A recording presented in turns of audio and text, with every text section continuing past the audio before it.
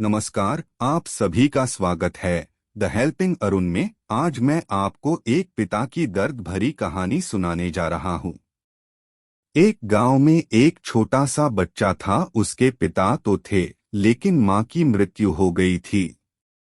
पिता सारा दिन काम करता और अपने बेटे को पाल पोस कर बड़ा करता है।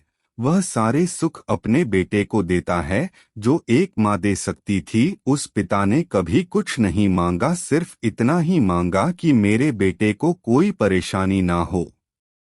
दिन बीतते गए, बेटा पढ़ लिख कर अच्छा जॉब भी करने लगता है और वह शहर में रहने लगता है। कुछ दिन बाद वह अपने पिता से मिलने आता है और कहता है, पापा मुझे कुछ पैसों की जरूरत है। मैं चाहता हूँ कि शहर में ही जमीन लेकर अपना घर बना लूं। पिता इस बात को सुनकर बहुत खुश होते हैं, सोचते हैं कि मेरा बेटा है, एक ना एक दिन नाम करेगा। जिंदगी भर की बचाई हुई पूंजी को निकालकर अपने बेटे को दे देते हैं। बेटा शहर चला जाता है और उन पैसों से अपना घर बना लेता है।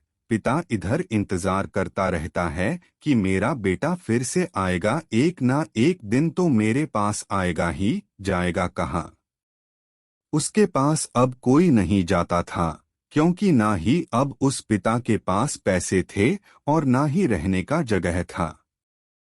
कुछ दिन बाद बेटा फिर लौट कर आता है और अपने पिता से कहता है, पापा अब आप दादाजी बनने वाले हैं। पिता को बहुत खुशी होती है। इस बात को सुनकर वह कहते हैं, तू मुझे मेरी बहू और पोता से कब मिलाएगा?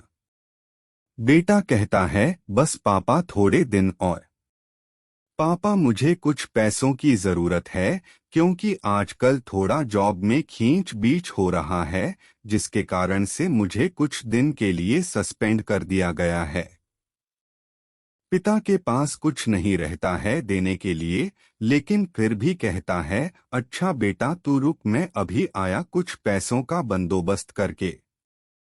पिता बाद में महाजन से कुछ पैसे उधार लेकर अपने बेटे को दे देता है और बेटा पैसे लेकर शहर चला जाता है। बरसों गुजर जाते हैं। पिता सोचते हैं कि मैं तो अब दादाजी बन गया हूँगा। मेरा बेटा पता नहीं मेरे नाती को लेकर कब आएगा।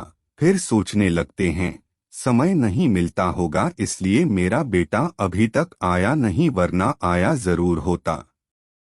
तब तक महाजन दो तीन आदमी को लेकर उस पिता के घर पर आता है और कहता है कि आपके वादे के मुताबिक मैं पूरे 3 महीने बाद आया हूँ अपने पैसे ले जाने। पिता कहते हैं, मेरे पास पैसे नहीं है देने के लिए। महाजन कहता है, पैसे देने नहीं थे तो आपने मुझसे उधार क्यों लिया?